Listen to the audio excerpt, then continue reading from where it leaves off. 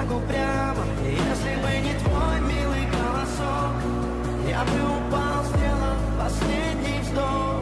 И звезды мирно падали, как будто для меня. Я каждый раз загадывал тебя не потерять, но больше не могу, я просто мучаю себя. Теперь ты пожалел меня.